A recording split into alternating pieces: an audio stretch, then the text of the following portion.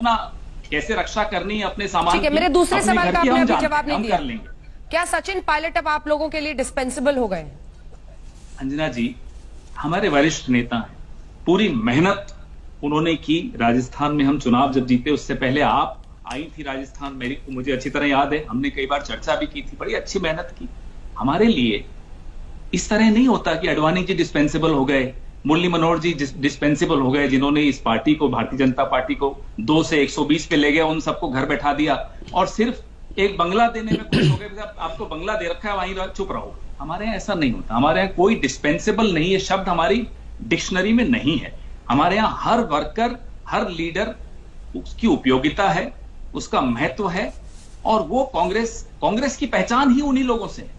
तो हम उनको डिस्पेंसिबल कह दें, ये मानसिकता हमारी नहीं हो सकती। ये मानसिकता मृत संगठनों की होती है, जिनमें जान नहीं होती। पवन जी का शासन चलता है, सिर्फ वहां ये फेयर होकर बात करनी चाहिए। सचिन पायलट के ग्रीवांस में एक ईमानदारी थी। अगर एक उप मुख्यमंत्री को 124 से 120 बी के तहत एसओजी नोटिस भेज दे तो वो क्या समझे, जबकि गृह मंत्री अशोक गहलोत है। पहले से डिफरेंसेस है, क्या आरोप उन पर लगाने की कोशिश हो रही थी, जिसकी वजह से वो इतने नाराज हुए। उनका कहना था यहाँ पर बैठे रहे, लेकिन शीर्ष नेतृत्व उनसे नहीं मिल रहा था। और ये जो आपने अलग होने की बात की है, इसमें एक दिलचस्प तस्वीर जो हम दिखाना चाहते हैं। देखिए, कई ऐसे नेता हैं जो पहले भी छोड़कर गए हैं गुस्से में। ममता बनर्जी से लेकर शरद पवार से लेकर तमाम ऐसे नेता हैं जो कांग्रेस पार्टी को छोड़कर गए। एनसीपी उन्होंने अपनी पार्टी बनाई, शरद पवार ने, ऐसे ही ममता बनर्जी ने टीएमसी बनाई, ऐसे जगन मोहन रेड्डी को आप देखिए। ये सब सफलता के शीर्ष पर पहुंचे। इसलिए अगर स्थानीय नेतृत्व कोई है जिसके पास एक ईमानदार शिकायत है, उसकी क्यों अनदेखी इतने दिनों तक हुई कि जब तक वो अड़ नहीं गए, आप लोग एक्शन में नहीं आए?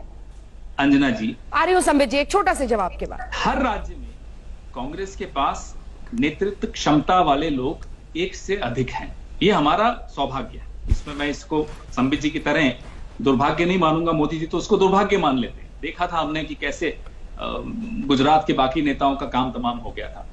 हमारे यहाँ इस तरह की मानसिकता हम नहीं रखते। सबका स्थान है, सबका महत्व है, सबकी उपयोगिता है।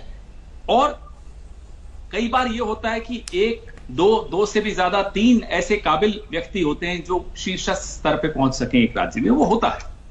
मतभेद भी जायज है, होते हैं, कई लोगों के मन में मतभेद होते हैं। मतभेद को दूर करने की एक प्रक्रिया होती है।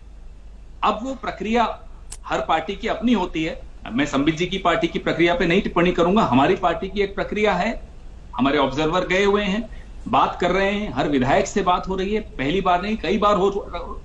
पिछले हफ्ते भी हुई थी, जब राज्यसभा इलेक्शन में इन लोगों ने, संबित जी ने प्रयास किए थे कुछ ऊंच नीच करने के, तब भी ये किया गया था। ऐसा नहीं है।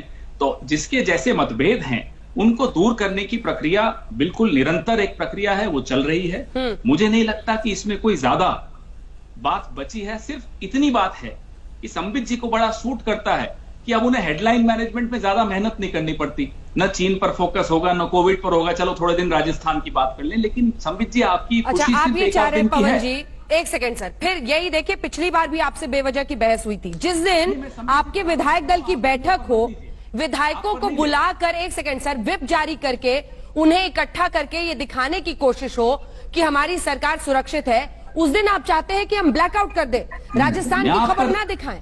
तो इसको हेडलाइन मैनेजमेंट का नाम क्यों दे रहे हैं आप पर मत लीजिए, आपकी बात ही नहीं हो रही। इसको हेडलाइन मैनेजमेंट आप थोड़े करती हैं। हेडलाइन मैनेजमेंट जो करते हैं वो समझ गए हैं, आप मत अपने ऊपर लीजिए। नहीं, अपने ऊपर किसी के ऊपर बात नहीं है। नहीं, आप अपने पर तो लीजिए ही मत ना। मेरे को स्टेट ऑफ डिनायल में नहीं रहना चाहिए। संबित पात्रा समझा देता हूं। संबित पात्रा, मैं लौट रही हूँ आपको। संबित पात्रा जी, सीधा सवाल और सीधा जवाब दीजिएगा। क्या आप लोग सचिन पायलट से संपर्क में हैं? देखिए, मैं एक पार्टी का प्रवक्ता हूं।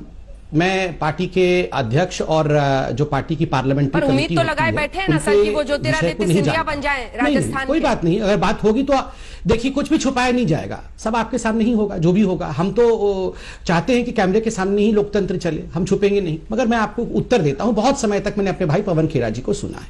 बार बार इन्होंने शाखा शाखा शाखा शाखा कहा, तो शाखा से मुझे याद आ गया कि बर्बाद गुलिस्ता करने को एक ही उल्लू काफी था, हर शाख